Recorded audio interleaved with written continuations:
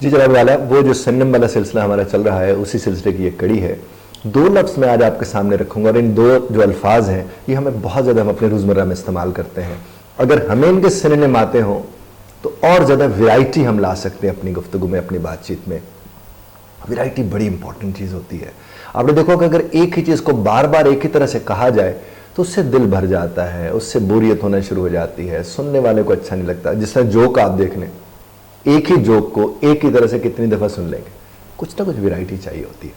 तो जनाब ये दो लफ्ज़ हैं, एक है मैनी और एक है सम, यानी है तो ये एक दूसरे के उलट ना। अब मैनी जहाँ आप इस्तेमाल करते हैं वहाँ आप और कौन कौन से लफ्ज़ इस्तेमाल करते हैं ये आपको बताऊंगा, और सम जहाँ इस्तेमाल करते हैं अब वहाँ और कौन कौन से लफ्ज़ इस्तेमाल कर सकते हैं।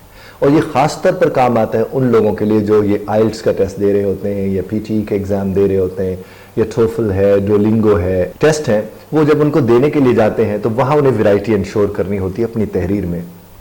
इसी तरह से जब आप कुछ रीडिंग कर रहे होते हैं तो इन्हीं लफ्ज़ों के मुतबादिल यानी सिनोनिम आपको वहाँ नज़र आते हैं, तो आपको अक्सर उनको समझने में कहीं ना कहीं कोई दिक्कत होती है या कन्फ्यूजन हो जाती है। तो आपके इल्म में अगर ये होंगे तो बड़ी आसानी से आप उसे कर सकेंगे। तो पहला जनाब लफ्ज़ है मैनी, जनाब वाला मैनी।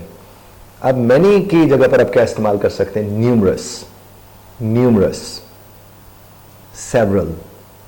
न्यूमरस भी इस्तेमाल कर सकते हैं, सेवरल भी, वेरियस। अब देखेंगे आपको समझ आएंगे, खासतौर पर ये जो रीडिंग कॉम्प्रिहेंशन में जाते हैं ना कि सवाल में वेरियस लिखा हुआ है और जवाब में जाकर मैनी लिखा हुआ है जी।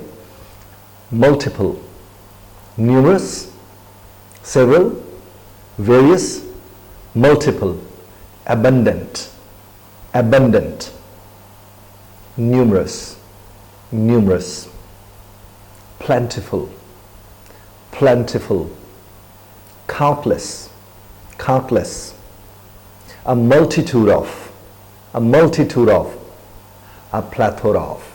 और plethora of तो बहुत ज़्यादा आजकल इस्तेमाल में भी आ रहा है। तो ये जो मैनी की जगह पर आप लफ्ज़ इस्तेमाल कर सकते हैं और करने चाहिए, मैं इनको एक दफ़ा दोहरा देता हूँ आपके लिए।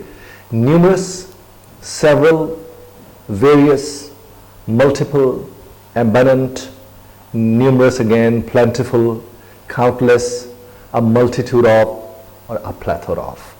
आप इनमें से कोई भी इस्तेमाल कर सकते हैं, उससे आपकी तहरीर में, यानी आपकी तहरीर में भी और आपकी तकरीर में भी, दोनों में कमाल हो जाएगा। और उसके बाद जनाब वाला है लफ्ज़ सम का। तो जब हम सम की बात करते हैं तो सम के लिए भी जाहिर है, जिस तरह हमने भी मैनी के लिए देखे हैं तो सम के लिए भी काफ़ी सारे हैं, तो हम ज़रा उसको भी देख लेते हैं। तो आप इस्तेमाल क्या कर सकते हैं जनाब, जहाँ जहाँ आप सम इस्तेमाल करते हैं वहाँ आप अ फ्यू भी तो इस्तेमाल कर सकते हैं। चंद एक, a few, a number of, यानी जिन्हें गिना जा सकता है। सर्टन, आपने अक्सर देखा certain amount of, certain amount of आपने देखा होगा, तो सर्टन भी आपका सम के लिए इस्तेमाल होता है, यानी कुछ खास। अ portion of, a portion of भी आप सम की जगह इस्तेमाल कर सकते हैं। नॉट ऑल, सारे नहीं, नॉट ऑल आप इस्तेमाल कर सकते हैं।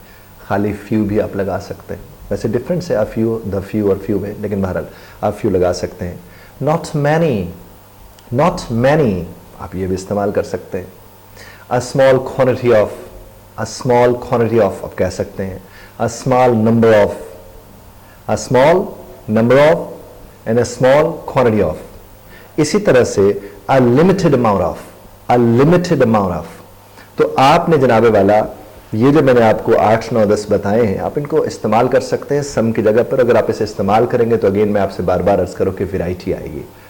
तो सम की जगह पर क्या इस्तेमाल हो सकता है जनाब? A few, a number of, certain, a portion of, not all, few, not many, a small quantity of and a limited amount of. तो आज हमने सीखा मैनी और सम के सिनोनिम्स को। आप इन्हें इस्तेमाल में लाएंगे तो ये आपको याद रहेंगे, और अगर आपने सिर्फ एक दफ़ा याद कर लिया और इस्तेमाल ना किया तो उसका तो फिर कोई फ़ायदा नहीं होगा। वो आपको भी पता है, वो हमें भी पता है।